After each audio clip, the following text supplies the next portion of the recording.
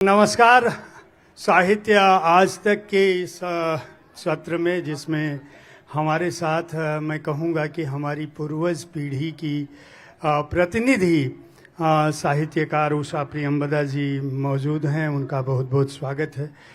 नमिता गोखले जी का जो लेख की कौशल है वह लगातार भारतीय स्त्री जगत को, भारतीय लेखन जगत को भी प्लावित करता रहा है। और यह सत्र जब मैंने रखा था, नमिता जी और उषा प्रियंवदा जी का साहित्य आज तक के मंच पर होना हमारे लिए गौरव की बात। एक बार जोरदार तालियों से स्वागत कर दीजिए प्लीज दोनों ही खास मेहमानों का। और गौरव की बात इसलिए भी है कि इन्होंने अपने लेखन से पिछले कम से कम उस दशक से जब वो यहाँ लोग मौजूद हैं, शायद बहुत कम लोग उस उम्र में पैदा भी हुए होंगे जब से उषा प्रियंवदा जी की पहली किताब जब आई थी।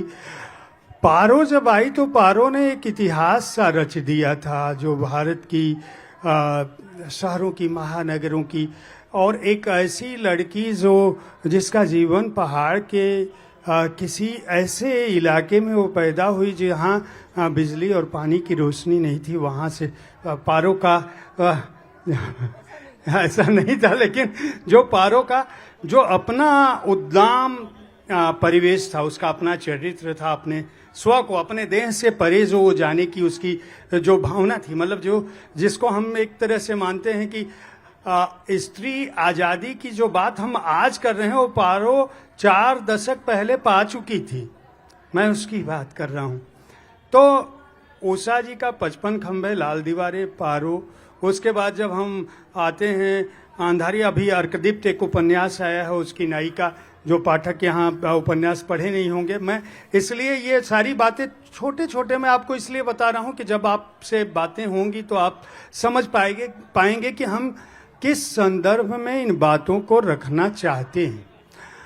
अर्कदीप्त की नायिका भारत से पाश्चात्य पश्चिम देश में गए हुए एक लड़के को वहाँ पश्चिमी परिवेश में होती है और यहाँ के लड़के को वह प्यार करने की कोशिश करती है जिसको आज की पीढ़ी समझ भी नहीं पाती है। 93 साल की उम्र में प्रेम के उस स्व को रचना, और नेवर नेवर लैंड में नमिता जी अभी सबसे नई किताब है उनकी। तो चूंकि लगातार मैं इन लोगों को पढ़ता रहा हूँ, इसलिए मैं चाहता था कि हमारी पीढ़ी उन लोगों को, जो उषा प्रियंवदा जी 55 खंबे, लाल दीवारें 1955, 60 के दशक की कृति, 40 साल अभी मना रहे हैं हम पारो को।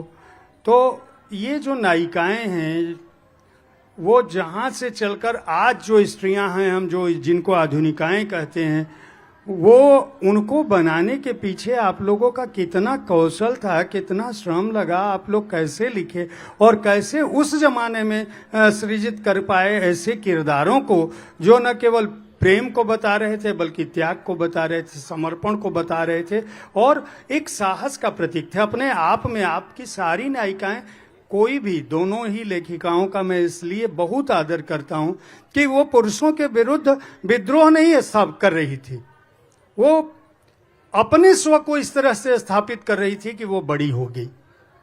तो आप दोनों का बहुत बहुत अभिनंदन हमारे मंच पर। और मैं शुरुआत नमिता जी आपसे करूं या उषा जी से, आप जिसे कहोगे। उषा प्रियंवदा जी, ये 55 खंभे, लाल दीवारें से अर्कदीप्त तक का जो सफर है और आपकी जो नायिकाएं हैं उनका बदलाव हो, ये अमेरिका में रह के इतने लंबे वर्षों से आप कैसे भारतीय जीवन मूल्यों को परख पा रहे हो और पकड़ पा रहे हो? माइक बगल में वहाँ जी। हाँ हाँ आने। ये बहुत अच्छा प्रश्न है। जी जी हाँ। ये बहुत अच्छा प्रश्न है। मैंने जब 55 खंबे, लाल दीवारें लिखी थी तो मैं एकदम अनजान, नादान सी स्त्री थी जिसको मुझे नहीं मालूम कि मुझे ये विचार कैसे आया, मगर मुझे हमेशा ये था कि जैसी भी आज परिस्थिति है, स्त्रियों को शिक्षा दी जा रही है, सुषमा पढ़ाती है, मगर फिर भी समाज जो है उसको छोड़ता नहीं है। मगर मुझे लगता था कि स्त्री को इसके ऊपर उठना है, उसको अपने आप को रियलाइज करना है। तो 55 खंबे के पीछे यही बात थी। और जिस दौर में मैंने 55 खंबे लिखा था वो आज़ादी के बाद का दौर था। वो इतना मोह भंग नहीं हुआ था, लोगों में बहुत आइडियलिज्म थी और देश के लिए कुछ करने की कुव्वत थी, वो कुछ करना चाहते थे। तो सुषमा जो है वो मध्य वर्ग की लड़की है, वो पढ़ लिख जाती है, उसका विवाह नहीं होता है, तो मेरे विचार में वो एक पुत्र की भूमिका निभाती है। मैंने सुषमा को स्त्री तो बनाया मगर उसकी जो भूमिका है वो एक पुरुष की है। मगर वो स्त्री तब अपना स्त्रीत्व तब पहचानती है जब उसके जीवन में प्यार आता है। और ये मेरी नायिकाओं में आप देखेंगे कि जीवन चला जा रहा है, वो अपने स्वतंत्र रूप से अपना जीवन बिता रहे हैं, मगर उनके जीवन में जब प्यार आता है तो बदल जाती हैं। कुछ मेरे ख्याल में सभी उससे ऊपर उठ जाती हैं, कोई उसको पूर्ण समर्पण नहीं करता क्योंकि उनकी अपनी अपनी दुर्बलताएं हैं, अपनी अपनी मानसिकता है। कुछ उसके ऊपर से उठ जाती हैं और कुछ नहीं उठ पाती हैं। मगर मेरी किसी भी पुस्तक में निराशावाद नहीं है क्योंकि वो हर पुस्तक जो है वो एक स्ट्रगल की कहानी है, एक स्त्री की कहानी है जो अपने को पहचानना चाहती है, अपने परिवेश के साथ, अपने प्रेम के साथ। धन्यवाद नमिता जी। आपके दिल के करीब शकुंतला है। आपकी नायिकाएं इतनी उद्दाम हैं। उद्दाम से मेरा मतलब है कि अपने भीतर से उनके अंदर इतनी ऊर्जाएं होती हैं कि वो किसी भी परिवेश में हो, कहीं भी पली हो, कहीं भी बढ़ी हो, किसी भी जगह गई हो, वो अपने आप अपने को बताती रहती हैं और कहीं से भी कोई नारा बुलंद नहीं करना चाहती, लेकिन उनका जीवन अपने आप इस तरह का होता है कि उनके सामने की परिस्थितियां उनके नतमस्तक हो जाती हैं, झुक जाती हैं। इस तरह के किरदार जो रचती हैं और आपकी जो नायिकाएं हैं, और जो सबसे मुझे, चूंकि मैंने पारो को बात करते समय अगर मैं पारो की बात करूंगा तो शकुंतला की बात नहीं करूंगा तो बड़ा अपराध होगा, क्योंकि आपके सबसे दिल के करीब मैं निजी तौर पर जानता हूं कि शकुंतला है। और चूंकि उस अनुभव में आप अपने अतीत की कई पीढ़ियों को देखती हैं, तो मैं चाहूंगा कि उनके बारे में कुछ बताएं। इस सवाल का कैसे, कहाँ से जवाब शुरू करूं और खो ना जाऊं इस जवाब में। Let me think. तो आप इन्होंने कहा था कि मैं पहाड़ में पली हुई हूं और मतलब बत्ती बिजली तो सब थी क्योंकि नैनीताल बहुत ही एक ग्लैमरस जगह थी जहां मैं पड़ी हुई। पर जो मेरा लेखन है उसमें जो स्त्री हैं वो कुमाऊनी स्त्री से कई बार वहाँ से मुझे इंस्पिरेशन मिलता है। और कुमाऊनी स्त्री, most mountain women, but Kumaon की जो औरतें हैं वो सब काम संभालती हैं। कुमाऊं के पुरुष समझे जाते हैं ज़रा, मतलब काम वो छोड़ ही देते हैं स्त्री पर। वहाँ की औरतें चाहे वो एमए किया हो, संस्कृत में पीएचडी मुझे मिली है, ऐसे लोग जिन्होंने किया है, और फिर वो घास काटने, पानी लाने, इन चीज़ों में फंसी रहती हैं। आपने मेरी आज 2 किताबों के बारे में बात करने का कहा। एक आपने कहा पारो जो मेरी पहली नॉवल थी, और एक अंधारी। पर ये 2 किताबें दोनों कुमाऊं में और पहाड़ में नहीं बसी हुई हैं। और मेरी कई किताबें 3, 4, 5 भूल गई हूँ मैं कितनी किताबें जो कुमाऊनी औरतों से जुड़ी हुई हैं, उसमें मुझे कोई इमेजिनेशन में कुछ ढूंढना नहीं पड़ा। रोज़ बचपन से जब मैं जिस तरह की औरतों से मैं मिलती थी, चाहे वो मेरी नानी हो, दादी से तो मैं मिली नहीं थी, चाहे वो मेरी मौसियाँ हों, चाहे मेरे कज़न्स हों, चाहे शिवानी जैसा पात्र हो जो भी मेरी रिश्तेदारी में थी, तो मुझे ऐसी औरतें मिली थी जिनमें वो इनर स्ट्रेंथ इतनी थी। उसमें मुझे लगता है हिंदुस्तान में all the women are very strong, पर दे आर इंडिविजुअली स्ट्रांग, पर वो सोशली वीक रहती हैं क्योंकि सोसाइटी उनको मौका नहीं देती है, देती थी, वो बदल रहा है। तो ये 2 पारो तो बाद में मैं कहीं बताऊंगी, कहानी बहुत लंबी, मतलब जलेबी बन गई है ये। पर कुमाऊं की औरतें ने मुझे, मतलब बचपन से जो मुझे औरतें मिली थी उन्हीं का उदाहरण लेके मैंने किताबें लिखी, और सब एक से एक फियरलेस, करेजियस, जो भी कहो, ऐसी थी वो। जी, बहुत बहुत धन्यवाद। उषा जी, ये जो आप रचनाएं लिख रही हैं, जो किताबें लिख रही हैं, ये अर्कदीप्त का जो सबसे आपका ताज़ा तरीन उपन्यास है, उसमें मैं अपने दर्शकों को बहुत संक्षेप में बता दूं, ये नायक अचानक गायब हो जाता है एयरपोर्ट से, और फिर वो उस अतीत में चलती है कहानी, और अतीत में चलती है, और फिर जब नायिका जिसकी तरफ वो जाता है, आकर्षित होता है, वो भी अचानक एक दिन गायब हो जाती है, और फिर वो वापस आते हैं, और फिर कई दशक बाद फिर उनको एक खाने के स्वाद से वो फिर आकर्षित होता है, फिर वो पहला जो सेशन है वो इसलिए गायब होता है एयरपोर्ट से कि वो अपनी प्रेयसी को मिल सके। इस तरह का प्रेम बचा हुआ है क्या धरती पर? अगर नहीं बचा है तो बचा होना चाहिए। हम लोग जो लिखते हैं, कम से कम मैं जो लिखती हूँ, उसमें कहीं ना कहीं पीछे एक आदर्शवाद, एक ऑप्टिमिज्म होता है कि जैसा नमिता जी ने कहा कि हमारे समाज की स्त्रियाँ सचमुच में, चाहे वो पढ़ी लिखी हों या ना पढ़ी लिखी हों, उनमें बहुत ज़्यादा इनर स्ट्रेंथ होती है। तो वो स्ट्रगल करती हैं, समाज से स्ट्रगल करती हैं, मगर जब वो विवाह और घेर में बंध जाती हैं तो उनकी जो व्यक्तित्व है वो कुंठित हो जाता है।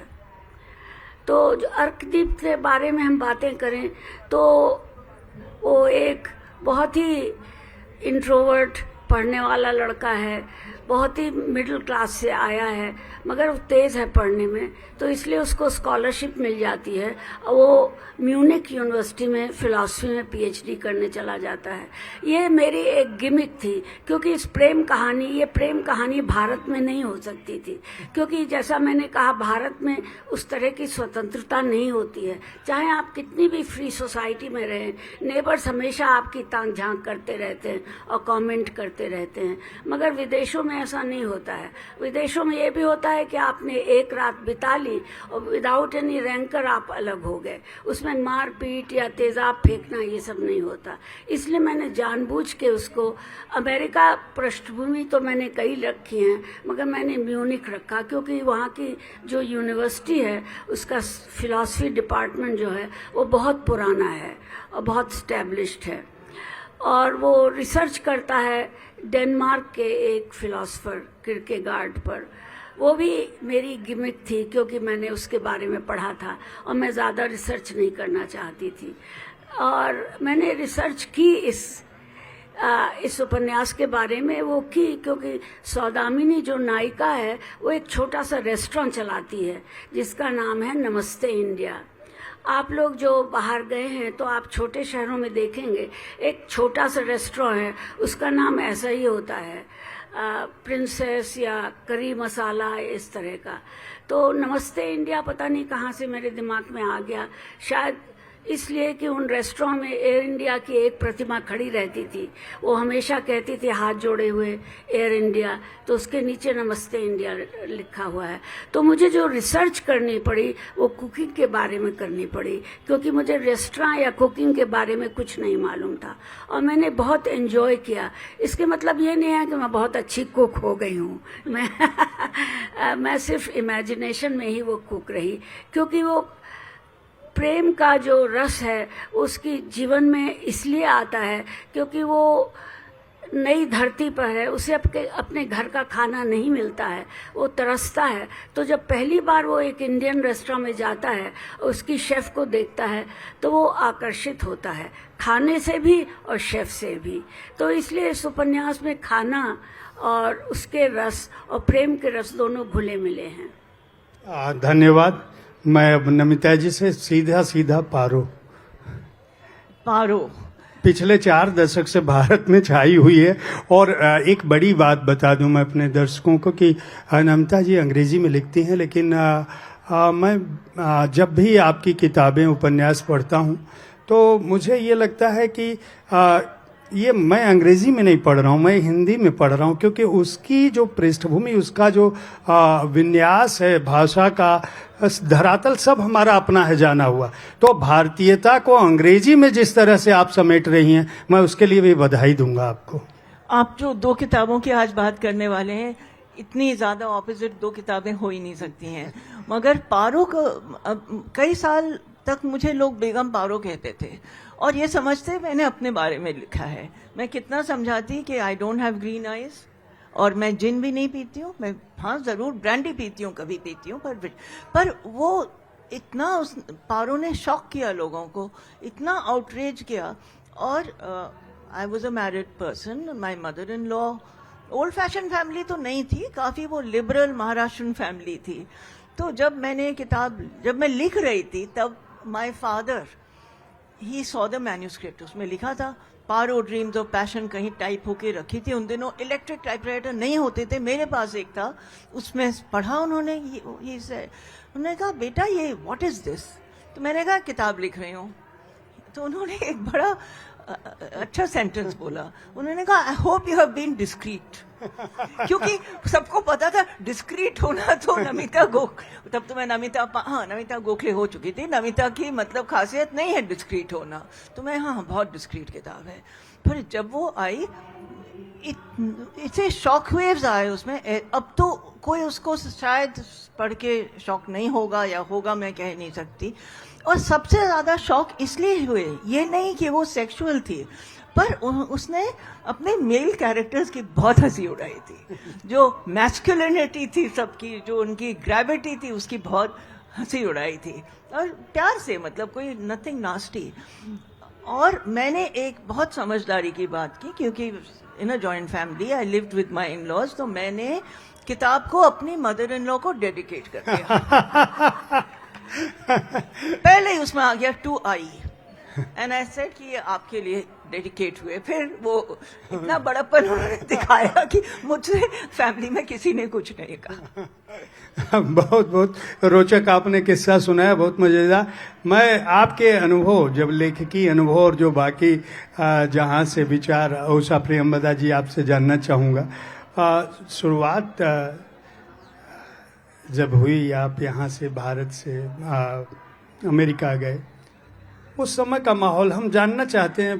50 के दशक का भारत, और वहाँ स्त्रियाँ कैसी थी, और जब वहाँ अमेरिका आप पहुँचे, क्या क्या कुछ बतौर लेखक क्या पहचान बनी, नहीं बनी? आपसे मैं जब भी बात करता हूँ, आप हमेशा कहते हो कि मैं इतनी बड़ी लेखिका नहीं हूँ, मुझे समझ में नहीं आता कि मैं इसका क्या उत्तर दूं।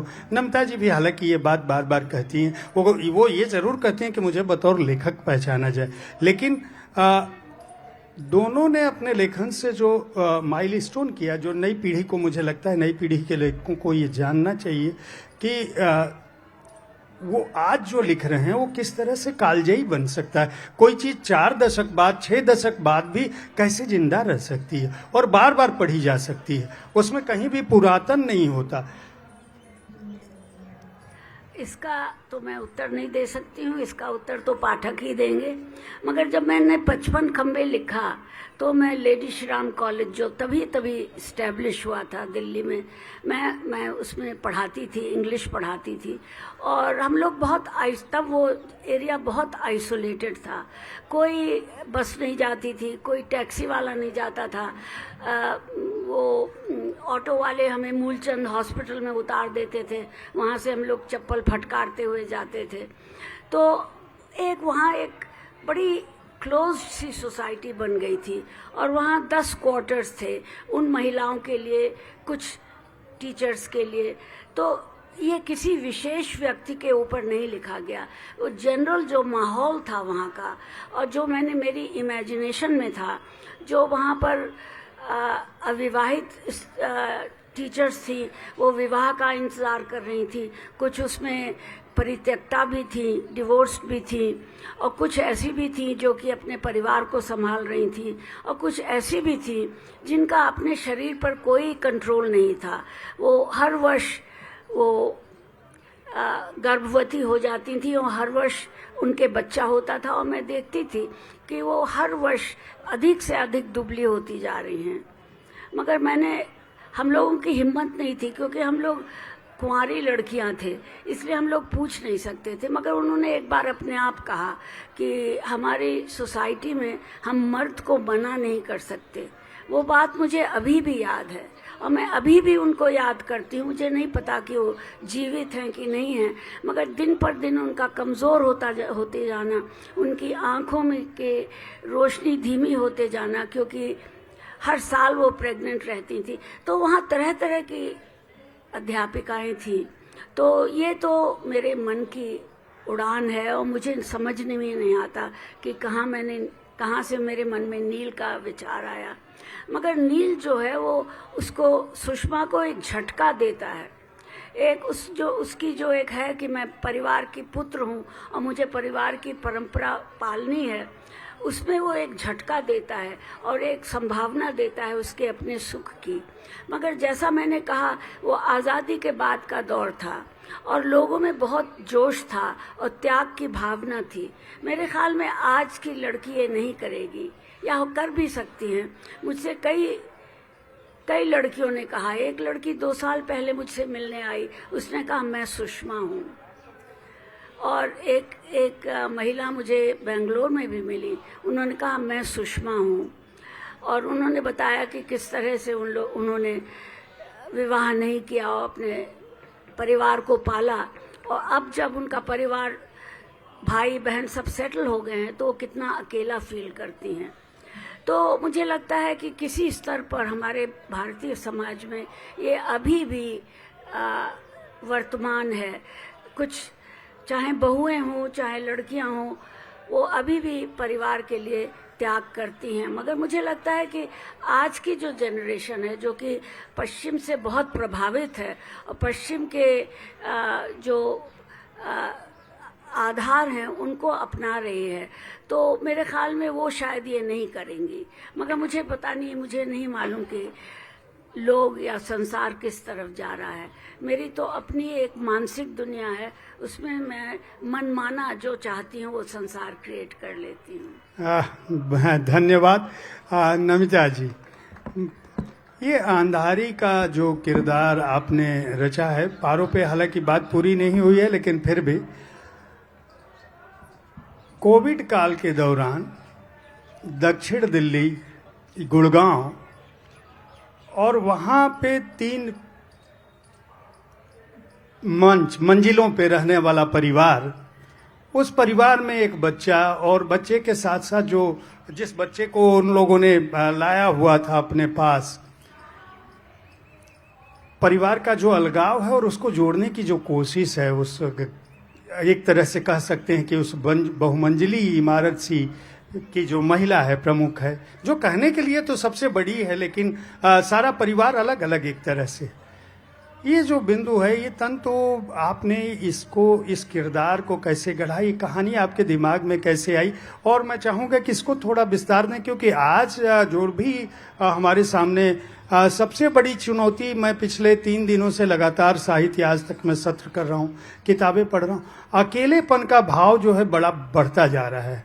और एक सहारा ढूंढने की जो बात है वो नहीं, लेकिन आपने उन सबको जोड़ दिया उस स्त्री ने वापस, एक तरह से कह सकते हैं, उस कोविड के दौरान जब सब लोग अकेलेपन से जूझ रहे थे। ये जो, अच्छा, पहले तो मैं ऑडियंस को ये बताना चाहती हूँ, आपको शायद मालूम हो, आपको बताया, आपको भी बताना चाहती हूँ कि जैसे लोग कहते हैं कि जब एक औरत का बच्चा पैदा होता है वो पेन ऑफ चाइल्ड बर्थ भूल जाती है, ऐसे जब मैं किताब लिखती हूँ मैं अपने किरदार के नाम सब कुछ भूल जाती हूँ।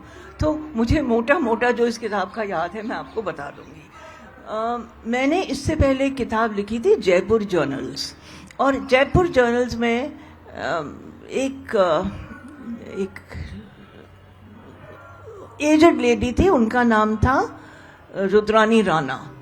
वो जो मेरी उम्र है अभी उसी उम्र की रही होंगी, और मैंने बहुत सिंपैथी से, बहुत जिज्ञासा से समझने की कोशिश की कि दिस प्रोसेस ऑफ एजिंग, इसमें क्या होता है। तो उसके बाद जैसे कि कोई ऊपर से कोई ऐसा डिक्टेट आया कि मुझे कि you have to write another book, और इस किताब का नाम होगा ब्लाइंड मैट्रियार्क। मतलब शुरू हुआ कि नाम से, फिर मुझे इतना पता था कि इस किताब में एक बूढ़ी लेडी है जिनकी आईसाइट ज़रा टोटली इम्पेयर्ड है, और वो तीसरी मंजिल में रहती है। मुझे इस किताब के बारे में कुछ भी मालूम नहीं था और मैंने शुरू कर दी। और कोविड के दिनों कुछ ऐसा था कि मैं रोज एक एक चैप्टर लिखती थी, लिखी जाती थी, लिख के अपने एडिटर को भेज देती थी। उसमें ना कोई खास एडिट हुए ना कुछ हुए, होता गया, लिखती गई। क्या प्लॉट था, क्या स्ट्रक्चर था, कुछ भी नहीं पता। कभी कोई कैरेक्टर पेश हो जाता, कोई गायब हो जाता, और अंत में किताब निकल ही गई काफ़ी कोहेसिव। मुझे लगा इनसे बात करके कि इस किताब में इनके किरदार, मेरे कैरेक्टर्स दोनों सब मिले हुए हैं, क्योंकि ये इंटरजेनरेशनल नॉवल है। और उसमें जो ब्लाइंड मेट्रियार्क जो हैं उनका नाम है मातंगी, और मातंगी जो है वो उसका जीवन, उसका पूर्व जीवन हो सकता था कोई उषा जी की नॉवल में कंप्लीटली, मतलब वो जो लैंडस्केप ऑफ द नॉवल है वही है। उनके पति जैसे थे, उनके बच्चे जैसे थे, उनकी ड्यूटीज जैसी थी। फिर समय बदलता है, उनके बच्चे होते हैं, तो इंटरजेनरेशन नॉवल में हम काफ़ी हिंदुस्तान का जो आपने कहा स्त्री परिवर्तन और ये वो सब उसमें दिख जाता है। पर मैंने कुछ भी प्लानिंग नहीं की उसमें, वो हो गया, और क्या हुआ मुझे खुद नहीं पता। आप लोग पढ़ेंगे तो आप समझेंगे। पर इसमें सबसे सुंदर बात थी कि जो ट्रांसलेटर है हमारे, ये प्रभात रंजन, उनसे मैं बात करी थी इसका नाम क्या रखा जाए किताब का, क्योंकि हिंदी में ब्लाइंड मेट्रियार्क, उसका क्या नाम रखें, बिकॉज अंधा बड़ा इट्स अगली वर्ड। तो उन्होंने एक शाम को उनका फ़ोन आया कि नमिता, मैंने सोचा है इसको अंधारी क्यों ना रखते हैं। तो अंधारी में ज़रा वो गांधारी के भी एकोज आ गए।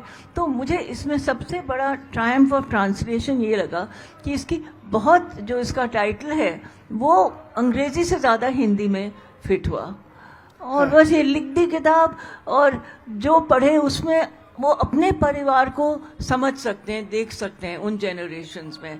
पर उसमें उषा जी की किताबें भी कंप्लीटली कंटेम्प्रेरी भी हैं, जो लेटेस्ट है वो तो आज ही के संदर्भ में है।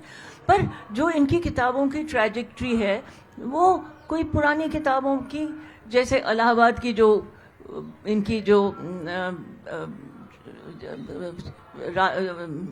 वोंट यू वेट राधिका, अभी रुको मत रख दिया, हाँ, रुकोगी नहीं राधिका। तो उसमें जो उसका परिवार था राधिका का, ऐसे ही परिवार से हमारी मातंगी भी आई होंगी।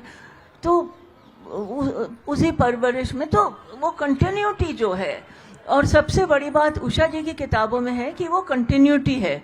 जैसे आप इनकी कहानियाँ पढ़ती जाएं, मेरी किताब तो 74 में आई थी, नहीं 84 में आई थी, इनकी वो वाली 67 में आई थी आई थिंक। तो ये जो स्त्रीवाद किस तरह से बढ़ रहा है, लोगों की छोटी छोटी रिबेलियंस, छोटी छोटी इंडिपेंडेंट असर्शंस कैसे आ रहे हैं, फिर हिचकिचा के लोग थोड़ा आगे बढ़ रहे हैं, थोड़ा पीछे हट जा रहे हैं, वो सब इनकी किताबों में इतनी ब्रिलियंटली दिखाया गया है। और कुछ तरीके से मैं समझ सकती हूँ कि अंधारी में भी ये फ्लो है जो इनकी किताबों में है। ये मैं अपने दर्शकों को बता दूं कि जब यह सत्र निर्धारित किया जा रहा था, ये संजोग की बात थी कि उषा प्रेमवदा जी भारत में थी। नमिता गोखले जी को मैं 2018 से प्रयास कर रहा था। 2016 में पहली बार आमंत्रित किया था, तब भूटान में थी साहित्य आज तक के दौरान। उसके बाद 2 बार हमने लगातार कोशिश की, और नमिता जी की अपनी व्यस्तताएं थी, हमारी कुछ अपनी दिक्कतें नहीं थी, लेकिन हम प्रयास कर रहे थे, सफल नहीं हो पा रहे थे। इस बार सिर्फ इस बात पे वो तैयार हो गई तुरंत कि मैं उषा प्रेमवदा जी के साथ आऊंगी। दूसरी जो बड़ी बात बताऊं, जो हमें जानना चाहिए, सामान्य तौर पर हमारे वक्ता जो भी हम अपने मंचों पे बुलाते हैं, मैं किसी का अनादर नहीं कर रहा हूँ, किसी की शिकायत नहीं कर रहा हूँ, लेकिन वो सभी अपने आप में अभिभूत होते हैं, सभी बड़े लोग हैं तभी मैं बुलाता हूँ। लेकिन जब इन दोनों लोगों से मैंने बात की, इन दोनों ने कहा कि हम उनकी किताबें पढ़ेंगे। दोनों ने अपने यहाँ किताबें मंगाई, और पहले पढ़ी हैं तो भी पढ़ने के लिए मंगाई, नहीं पढ़ी थी तो भी पढ़ने के लिए मंगाई, और दोनों ने किताबें पढ़ाई। नमिता जी अंग्रेजी तेजी से समझ सकती हैं, तो निश्चित रूप से उन्होंने अनुवाद पढ़ा होगा। राजकमल ने टाइम में नहीं भेजी। अच्छा, नहीं भेजी। लेकिन ये एक मन जो होता है कि मैं अपने सहकर्मी या वरिष्ठ रचनाकार को जो सम्मान देने का भाव है, उसकी कृतियों को पढ़ के उसके साथ बैठने का जो भाव है, वो हम में से हर एक को सीखना चाहिए कि हम कितनी तैयारी से ये लोग आए हैं, जबकि इन्हें इन दोनों को किसी नाम की जरूरत नहीं, कुछ भी पढ़ने की जरूरत नहीं, और कम से कम मेरे जैसे अल्पज्ञ वार्ताकार से तो और भी पढ़ने की जरूरत नहीं, क्योंकि मैं क्या बात करूंगा। वैसे ही मेरे लिए, मैं इन लोगों का बहुत आदर करता हूं, इनके लिखे का बहुत आदर करता हूं, और बहुत कुछ लगातार सीखता रहता हूं। अपने से बड़ों से हर पीढ़ी को कुछ न कुछ सीखना चाहिए, और इनकी लेखनी में वो तादाद में हमें दिखा। तो इस तरह से मैं इस सत्र को ऐतिहासिक इसलिए समझता हूं कि पिछले 7 दशकों से भारतीय समाज में जो बदलाव हुआ, और जो स्त्री आज़ादी की बात होती, आज की लड़कियां कम से कम ये समझ सकें कि उनकी पूर्वजों ने किस तरह से अपने सृजन से अपने समय को प्रभावित किया कि आज वो जिस आज़ादी की बात करती हैं वो पा सकी। उषा जी, मैं चाहूँगा कि आप, नमिता जी ने चूंकि बात कही है, अंग्रेजी का जो साहित्य रहा है और लगातार जिसको आप पढ़ती पढ़ाती रही हैं, आप लेडी श्री राम में भी अंग्रेजी पढ़ा रही थी, विदेश में भी, ये जो पूरी स्त्री का संसार है वह पूरी दुनिया में किस तरह से प्रभावित, परिवर्तित हो रहा है, या समृद्ध हो रहा है, या संवर्धित हो रहा है, या हम किसी गलत दिशा में जा रहे हैं? देखिए, 55 खंबे और रुकोगी नहीं राधिका और वापसी मैंने भारत में लिखी थी, और उसके बाद मैं फुल ब्राइट स्कॉलरशिप पर अमेरिका चली गई।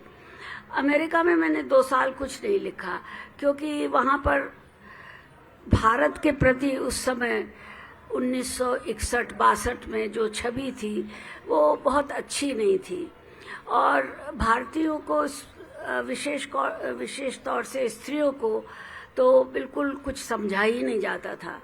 और मेरे एक सहयोगी थे, उन्होंने जब कहा कि India is the armpit of the world, तो मैं उनको देखती रह गई, क्योंकि मैंने सोचा, अरे आप भारत की सभ्यता पढ़ाते हैं, भारत की सभ्यता पढ़ते हैं, और अकेले में मुझसे, एक भारतीय से, कह रहे हैं कि भारत जो है वो वर्ल्ड की आर्मपिट है। वो बात मैंने कभी उनको माफ नहीं किया। बट वो हिंदुस्तान के थे कि वो जी नहीं, वो अमेरिकन थे, उनके माता पिता मिशनरी थे, वो भारत में ही बड़े हुए थे और हिंदी अच्छी तरह से उनको आती थी। मगर उनकी ये मनोवृत्ति जो थी वो मुझको लेके विशेष तौर से, क्योंकि मैं अकेली थी और स्त्री थी, और जब सबसे बड़ी बात थी किसी से दबती नहीं थी, क्यों तो इसलिए मुझे अमेरिका में एडजस्ट करने में बहुत मुश्किल हुई, और मैं किसी को एक्सप्लेन भी नहीं करना चाहती थी कि मैं कौन हूँ, मैं क्या हूँ। तो इसलिए जब वहाँ एक यूनिवर्सिटी ने मुझे निमंत्रण दिया कि तुम 1 साल के लिए पढ़ाओ, तो मैंने कहा ठीक है, और तब मैंने बहुत मेहनत की, और मैं इस मामले में भाग्यशाली थी कि वहाँ मेरे मेंटर जो थे वो टैगोर के लिटरेरी सेक्रेटरी रह चुके थे, अमीय चक्रवर्ती, तो उन्होंने मुझे बहुत मदद की, और उन्होंने मुझसे कहा अगर तुम यहाँ रहोगी तो तुम्हें हर दिन परेशानियाँ झेलनी पड़ेंगी, जो कि सच बात है। और शायद वही परेशानियाँ बहुत वेश बदलकर, वो अंतर बदलकर, वो मेरे उपन्यासों में कश्मकश जो है, जो स्ट्रगल है, जो अपने को अपने पैर जमाने की स्ट्रगल है, अपनी अस्मिता को पाने की स्ट्रगल है, वो रूप बदल के मेरे सभी उपन्यासों में आई। मुझे कभी दिक्कत नहीं हुई कि मैं कौन हूँ, मैं क्या हूँ, क्योंकि जब मेरे बड़े भाई एक बहुत नामी स्वतंत्रता संग्रामी थे, और जब मैं चल रही थी अमेरिका के लिए तो उन्होंने कहा 2 बातें कह रहा हूँ, एक तो तुम हमेशा सर उठाकर चलना, दूसरा तुम कभी इस बात पर शर्मिंदगी मत महसूस करना कि तुम भारतीय हो। तो अमेरिकन्स को ये बात अच्छी नहीं लगती थी, क्योंकि वो 60 का दशक था, जबकि अमेरिका बिल्कुल पुराने विचारों पे चल रहा था। उसमें एक अकेली भारतीय लड़की जो पढ़ा रही है और किसी को सलाम नहीं करती है, अपना काम अपने आप करती है, इंडिपेंडेंट रहती है, किसी से सुख दुख साझा नहीं करती, तो उन लोगों को ये बात बहुत ख़राब लगती थी। और जो उस समय भारत के लोग जा रहे थे वो पढ़े लिखे लोग थे और उनकी अधिकतर अरेंज मैरिजेस वाली पत्नियां थी, वो अधिक पढ़ी लिखी नहीं थी। तो उनसे मुझे बहुत विरोध हुआ, क्योंकि वो समझ नहीं सकती थी कि मैं निगल नहीं सकती थी कि मैं वही काम करती हूँ जो काम उनके पति करते हैं। वो मुझसे गृहिणी की तरह रहना एक्सपेक्ट करती थी। तो ये दिन रात की स्ट्रगल थी, अमेरिकन विद्यार्थियों को पढ़ाना और अमेरिकन कॉलीग से डील करना और फिर भारतीय समाज से डील करना। तो मेरी वो मगर वो कश्मकश जो थी वो छन कर मेरी किताबों में आई। वो मेरी डे टू डे स्ट्रगल थी जो आज भी है, क्योंकि मेरी आयु बहुत हो गई है और मैं अकेले रहती हूँ। मेरे पति की मृत्यु 10 साल पहले हो चुकी है। तो लोग ये समझ नहीं पाते कि मैं कैसे अकेले रहती हूँ, कैसे अकेले सब कोप करती हूँ। तो ठीक है, जिंदगी है, चल रही है। और वही जो स्ट्रगल है वो मेरी हर स्त्री पात्र में है। चाहे वो राधिका तो मैंने भारत में आकर लिखी थी, चाहे वो अनुका हो शेष यात्रा की या अंतर्वंशी की वाना हो, क्योंकि मैं बहुत समय ले रही हूँ। मगर मैं ये कहना चाहूँगी कि बहुत से भारतीय जो थे उनसे लोग अपनी लड़कियों की शादी इसलिए कर देते थे कि वो लड़की विदेश जा रही है, और बहुत सी लड़कियां इस बात पर खुश हो जाती थी कि मैं विदेश जा रही हूँ, और बहुत सी लड़कियां इस बात पर खुश रहती थी कि मैं विदेश में अमेरिका में हूँ। मगर मेरे मन में ये आया कि हो सकता है किसी लड़की में ये जागरण आए कि मेरा जो परिवेश है, मेरा जो पति है और जो मैं हूँ, मैं इससे ऊपर उठना चाहती हूँ, मैं कुछ और बनना चाहती हूँ। तो वो स्ट्रगल जो मैंने उसमें लिखी वो मैंने कम देखी है। अधिकतर स्त्रियां अब भी बहुत प्रसन्न रहती हैं कि सास ससुर नहीं है, वॉशिंग मशीन है, बाई नहीं है और बड़ी गाड़ी है पति के पास।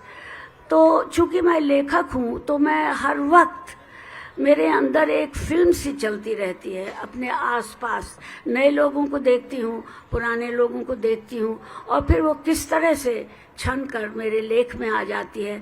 ये एक कैसा प्रोसेस है, मैं उसे एनालाइज नहीं कर सकती। धन्यवाद नमिता मैम।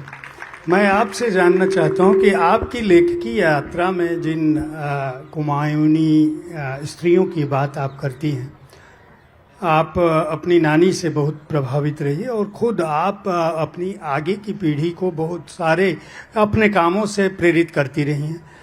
ये जो लेखकी यात्रा है ये शुरू कैसे हुई और अभी तक आपने जो कुछ भी लगातार गढ़ती जा रही हैं उन पात्रों के माध्यम से आप एक ऐसे संसार का स्वप्न देखती हैं शायद जहां स्त्री और पुरुष का कोई भेद उस तरह का न रह जाए, दोनों को मनुष्य के रूप में वो समझे, जो पकड़ ले उसको। जी। तो क्योंकि मैं आपको इसलिए रोक रही हूँ क्योंकि इतना लंबा कॉम्प्लिकेटेड ट्रेन ऑफ थॉट है कि मैं जहाँ से शुरू करने वाली थी वो अब शुरू कर लूँ, फिर आप अगले प्रश्न में आगे ले लीजिएगा। तो पारो जो है क्योंकि वो 1984 में छपी और उस वक्त जब मैंने लिखी मैं 26 साल की थी। मुझे कॉलेज से निकाल दिया गया था। तो कॉलेज से निकालना मतलब एक तरह रिबेलियन नहीं था। मैं हिंदी लिटरेचर पे, इंग्लिश कोर्स में हिंदी लिटरेचर पे एक पेपर करना चाह रही थी। वो कॉन्वेंट कॉलेज था, जीसस मैरी कॉलेज, कोई कारण से वो जो भी हुआ नहीं हो पाया। फिर मैंने कहा चलिए किताब लिखते हैं। फिर मैंने एक फिल्म मैगजीन शुरू की, सुपर, जो 10 साल चली। बहुत ही ग्लैमरस फिल्म मैगजीन थी, आउट ऑफ बॉम्बे, 8 साल चली शायद। तो एक दिन बस मैं शुरू हो गई इस किताब पे। बहुत दिनों से लिखना चाह रही थी, सब कुछ बहुत ही थर्ड रेट कविता लिखती थी, फेल्ड शॉर्ट स्टोरीज लिखती थी। एक दिन बस एक लेखक को जब वो आवाज़ मिल जाए, वॉइस मिल जाए, वो वॉइस मुझे मिल गई और मैंने शुरू कर दिए नॉवल और 6 महीने में ख़त्म कर दी, जो थी पारो। पारो है सोशल कॉमेडी कि एक बहुत ही अग्रेसिव, सेल्फिश, चार्मिंग औरत अपनी जिंदगी कैसे आगे ले जाती है। ये औरत कभी भी पैदा हो सकती थी, हिंदुस्तान में हो सकती थी, क्लियोपैट्रा के टाइम में भी हो सकती थी, शायद कोई केवमैन जब रहते थे वहां भी एक औरत ऐसी होती होगी, कोई बहुत ही ultra charming, ultra aggressive, ultra selfish woman, पर उसका चार्म था। तो ये किताब जब निकली, इसको बहुत जगह जगह तरह तरह की गालियां पड़ी कि क्या किताब लिख दी। मेरे बच्चों से भी क्लास टीचर ने एक बार कहा कि तुम्हारी मम्मी कैसी किताबें लिखती हैं, इस तरह की बातें होती थी और बहुत ही भद्दी बातें आती थी।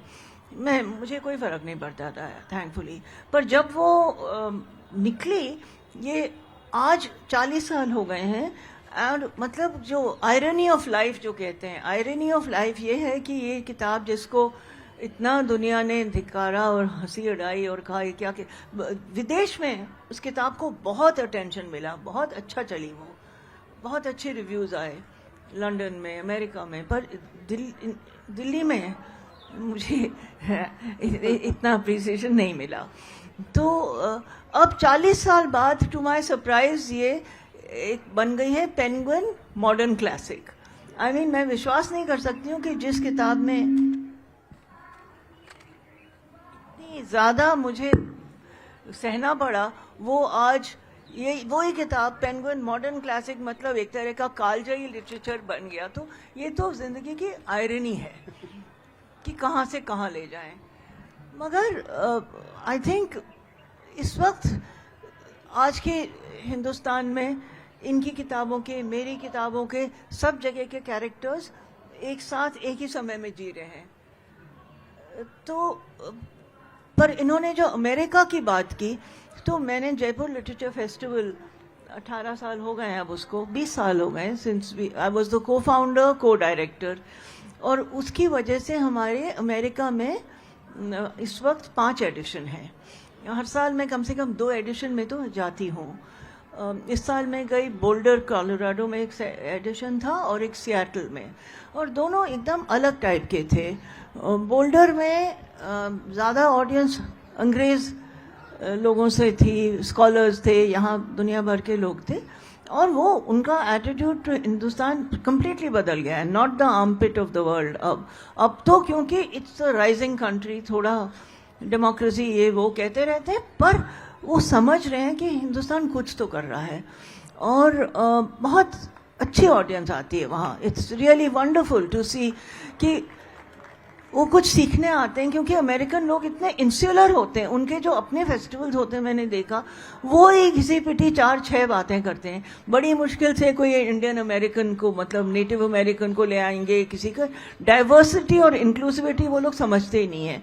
हमारे जयपुर लिटरेचर फेस्टिवल के वहाँ जो भी सेशंस हैं, तो बोल्डर कोलोराडो की तो ये बात बनी, जहाँ लैटिनो राइटर्स भी आते हैं, मैक्सिकन राइटर्स भी आते हैं, हिंदुस्तान से भी आते हैं, पंजाबी भी गाने होते हैं, अंग्रेजी के भी बड़े बड़े लेखक होते हैं।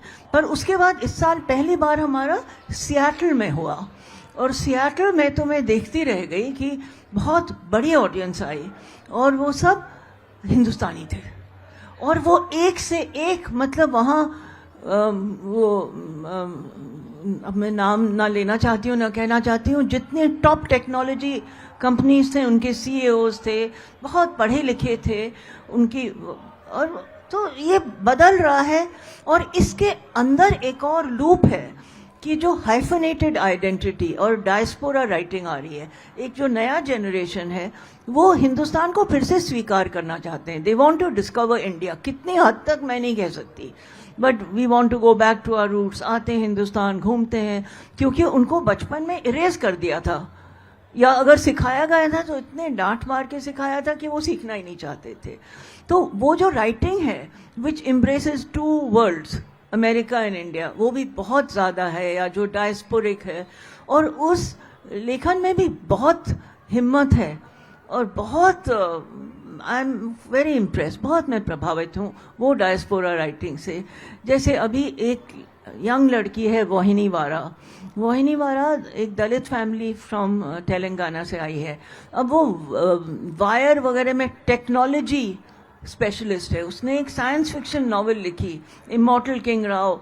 वो मतलब तो उसमें अमेरिका की दुनिया, हिंदुस्तान की दुनिया और टेक्नोलॉजी से सब कैसे मिल जाए। तो एक तरह का वहाँ भी मंथन हो ही रहा है, धीरे धीरे हो रहा है।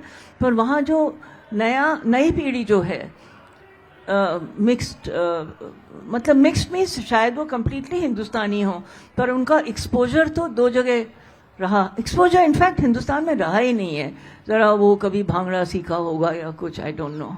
तो इसके बारे में व्हाट डू यू फील? आपके भी इसमें देखना चाहती हूँ कि वो जो नए जनरेशन का आपको क्या लगता है? जी, जो मैंने जो बात कही आर्मपिट ऑफ अमेरिका, वो मेरे कॉलीग वो 60वीं दशक की बात थी और अब तो काफ़ी बदल गया है। हालांकि दुर्भाग्य की बात है कि हमारा जो भारतीय संस्कृति और साहित्य का जो विभाग था वो यूनिवर्सिटी ने बंद कर दिया, क्योंकि अब वहाँ पर जो प्रधानता दी जा रही है वो स्टेम को दी जा रही है। इसलिए जो लैंग्वेजेस के या भाषाओं के या साहित्य के जो विभाग हैं धीरे धीरे बंद हो रहे हैं। तो जो हमारे यहाँ संस्कृत पढ़ाती थी वो अब जापानीज के साथ वो योगा के बारे में पढ़ाती हैं, मेडिटेशन के बारे में पढ़ाती हैं और साहित्य के बारे में बहुत कम पढ़ाया जा रहा है। खैर ये तो दूसरी बात है। मगर जो नमिता जी ने कहा, बहुत से मेरे विद्यार्थी जो थे वो अमेरिका में पैदा हुए थे, भारतीय मूल के थे और उनमें एक बड़ी दुविधा थी कि हैं तो वो अमेरिका में पले बड़े और उनके माता पिता कुछ थे जो उनको हर साल भारत लाते थे, तो उनको अच्छा नहीं लगता था क्योंकि तो अमेरिका में पढ़े हुए थे। जब उनकी दादी कहती थी अरे तुम्हारे लड़के ने सारा दूध पी लिया तो अब चाय कैसे बनेगी, तो उन्हें बड़ा अजीब लगता था क्योंकि उन्हें मालूम नहीं था कि यहाँ दूध सुबह आता है या शाम को आता है। अमेरिका में तो आप एक गैलन की बोतलें खरीद लाते हैं और 10-10 दिन तक रखी रहती हैं, जितना आप चाहें पिएं। तो उन बच्चों को बड़ा ताज्जुब होता था भारत आके कि ये भारत में हमारी दादी नानी ये क्यों करती हैं कि जैसे यहाँ बच्चों को, मुझे याद है बचपन में सिखाया जाता था कि अगर तुम कहीं जाओ और 4 लड्डू मिलें तुम्हें एक तश्तरी में और तुम्हारे साथ तुम्हारी बहन हो तो एक एक लड्डू तो मज़े से खा लो, मगर एक लड्डू छोड़ना होता था।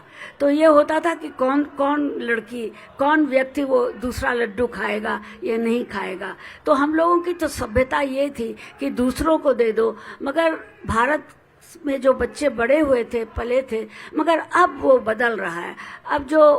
अब जो जनरेशन बड़ी हो रही है उन्हें भारत के प्रति प्रेम हो रहा है, भारत के प्रति उनकी धारणा बदल रही है क्योंकि उनके माता पिता भी बदल रहे हैं। क्योंकि पहली जो पीढ़ी आई थी वो भारत से बहुत अलग थी, उन्हें अमेरिका के बहुत अच्छा लगता था, उन्होंने भारत को एकदम से त्याग दिया था। तो बच्चे भी ऐसे ही डबल स्प्लिट पर्सनैलिटी के थे। मगर अब जो लोग आ रहे हैं वो भारतीय संगीत, भारतीय संस्कृति, इस सब की बहुत कद्र करते हैं। अभी मेरा ग्रैंड नेफ्यू न्यूयॉर्क में है, उसने कहा कि राहत फ़तेह अली खां का कॉन्सर्ट था, वहाँ 15 लाख लोग थे, उसमें भारतीय भी थे, उसमें पाकिस्तानी भी थे, उसमें नेपाली भी थे। तो इसका मतलब ये है कि आजकल के जो लोग हैं जो अच्छा कमा रहे हैं, जो वयस्क हो गए हैं, वो अपनी रूट से फिर दोबारा जुड़ना चाहते हैं। तो मेरे ख्याल में नमिता जी के प्रश्न का ये उत्तर है। बट आई एम सॉरी क्योंकि सवाल पूछना तो नहीं, इनका नहीं, अधिकार है। मेरे लिए तो अच्छी बात है कि आप हमारा काम कर रहे हो और इससे बड़ी बात क्या है कि मैं नमिता गोखले जी से अपना काम करा लूं। नहीं, मैं तो बहुत लोगों का काम कर देती हूँ मगर क्योंकि एक और बात मैंने इस बार अमेरिका में पिछले साल सीखी कि the fastest growing language in America is Telugu, more than Spanish. और वहाँ तेलुगु लेखन बहुत अच्छा हो रहा है। जैसे कि कनाडा में पंजाबी में बहुत अच्छा लेखन हो रहा था कुछ सालों पहले। तो ये कहानियाँ भी और एवरीथिंग मूव्स एंड ट्रैवल्स। जैसे ये वहाँ गई और वहाँ से भी इनका लेखन एक और उसमें रेजोनेंस आ गई, जैसे कि नई किताब में आई है। But I am so honoured to meet you Usha ji. आपने जो लंबा ये बहुत बहुत धन्यवाद मैं मेरे दोनों अतिथियों का। ये लीजेंड मैं कहूँगा उषा जी का हमारे मंच पर होना, नमिता जी का साथ होना और नमिता जी का न केवल मेरे प्रश्नों का उत्तर देना बल्कि मेरी मदद करना। कुछ ऐसे प्रश्न उन्होंने पूछे जो शायद मैं उषा जी से नहीं पूछा, और अपने अनुभवों के साथ जयपुर लिटरेचर फेस्टिवल जो दुनिया भर में अभी अपने काम के चलते चर्चित है, अमेरिका में वहाँ जो अनुभव हुए उसको भी साझा किया, और भारतीय अमेरिकियों में किस तरह से बदलाव हो रहा है उसकी बात भी उषा प्रियंवदा जी ने बताई। आप दोनों का बहुत बहुत आभार। साहित्य आज तक पर आकर आपने हमारे मंच की शोभा बढ़ाई, हमारा गौरव बढ़ाया। बहुत बहुत आभार। मैं चाहूँगा कि आप लोग ऐसे ही लिखते रहें, सर्जते रहें और साल दर साल हमारे पास आते रहें। धन्यवाद। उसकी इंस्पिरेशन तो उषा जी हैं। इसीलिए मैंने कहा, और उषा जी की इंस्पिरेशन रामदरस जी मिश्र जी को मैं बताता हूँ, 101 वर्ष के हैं। पिछले साल 100 वर्ष की उम्र में वो उनको मैंने बुलाया था और वो बाकायदा यहाँ घूमे। अभी साहित्य अकादमी के कार्यक्रम में भी वो गए थे, यानी 101 वर्ष की उम्र में। तो मैं उषा जी को कभी चिढ़ाता हूँ, जब कभी फोन पे मेरी बात होती है तो मैं कहता हूँ क्या आप कहते हो मैं उम्र दराज हूँ, अभी तो आप यंग हो। धन्यवाद। बहुत बहुत आभार। मैम पहले तो चरण स्पर्श। मैम आपकी एक कहानियाँ मैं पढ़ा हूँ मछलियाँ, उसमें विजय और मुकी का जो एक कहानी है कि छोटी मछली सोचती है कि कभी कभी पलट के वो वार कर सकती है कि नहीं। मैं आपसे जानना चाहता हूँ कि वार कर सकती है कि नहीं। जरूर वार कर सकती है, जरूर। अगर उसमें इतनी हिम्मत है या इतनी इमेजिनेशन है, इतनी क्षमता है। मगर ये तो बहुत पुरानी कहानी है। मैं हर नई रचना के साथ अपने को नया पाती हूँ और मैं भूल जाती हूँ कि मेरी उम्र क्या है। इसलिए जब लोग 55 खम्बे की बात करते हैं तो मुझे लगता है कि जैसे पूर्व जन्म में मैंने लिखा था। तो पता नहीं आपके प्रश्न का उत्तर हुआ कि नहीं हुआ। वहाँ माइक दे दीजिए। बस ये आखिरी प्रश्न है, क्योंकि बहुत इंतजार मैं नहीं कराऊंगा अगले सत्र के हमारे वक्ताओं का। जी मैम, उषा मैम और नमिता मैम दोनों से है मेरा ये प्रश्न कि आपने अभी तक फीमेल पर्सपेक्टिव अपने कागज़ पे ऑडियंस की तरफ पहुंचाया है, तो अगर मुझे भी कुछ ऐसा फीमेल पर्सपेक्टिव लाना है, उस भाव को कैसे मैं दर्शा सकता हूँ? आप कहेंगी पहले कि मैं अपना, मेरा 1 मिनट का वो है। हाँ जी। कि मैंने एक किताब लिखी, मैं तंग आ गई ये फीमेल पर्सपेक्टिव लिखते लिखते, क्योंकि I feel every human being has 2 people inside them. Every marriage has 4 people, 2 men and 2 women. मतलब अर्धनारीश्वर समझिए या पर्सनालिटी सबकी, खाली स्त्री इसमें मुझे कोई नहीं बांध सकता। I don't think of myself only as a woman. तो मैंने एक किताब लिखी थी, हिमालयन लव स्टोरी, और वो कहानी कंप्लीटली मेल वॉइस में थी, पर वो बहुत ही बोरिंग हो गई थी वो मेल वॉइस में। It was unreadable. तो फिर अंत में मैंने उसमें जब 2 चैप्टर फीमेल वॉइस में डाले तब उसमें बैलेंस आया। और फिर मैंने एक और किताब लिखी, द बुक ऑफ शैडोज। उससे मैं बहुत खुश थी क्योंकि वो कहानी एक गोस्ट ने, एक भूत ने बताई थी, और वो भूत जो था उसका कोई जेंडर नहीं था। वो एक पर्दे के पीछे छुप कर पूरा क्या हो रहा था उस घर में देखता था, और वैसे शायद ही was more masculine than feminine but without gender. तो ये मैं I am always trying to break out of it. You should also break out of it. Thank you ji. इसके लिए एक तो ये बात बहुत ज़रूरी है कि आपको अपना जो मेल पर्सपेक्टिव है, जो आपकी परवरिश हुई है परिवार में एक पुत्र की तरह, उससे अलग हटकर और स्त्रियों को, अगर आपकी बहनें हैं या भाभियां हैं या चाचियां हैं, उनकी ज़िंदगी में आपको प्रवेश करना पड़ेगा, नॉट एज एन आउटसाइडर, मगर ये देखने की कोशिश कीजिए कि वो क्या, उनके क्या विचार हैं, उनके क्या अनुभव हैं, उनकी क्या फीलिंग्स हैं। तभी इसलिए मैंने जब अर्कदीप लिखा तो मेल पर्सपेक्टिव से लिखा गया है, तो मुझे कोई दिक्कत नहीं हुई उसको लिखने में। धन्यवाद मैम, बहुत बहुत आभार आप जी हाँ, दोनों का। धन्यवाद।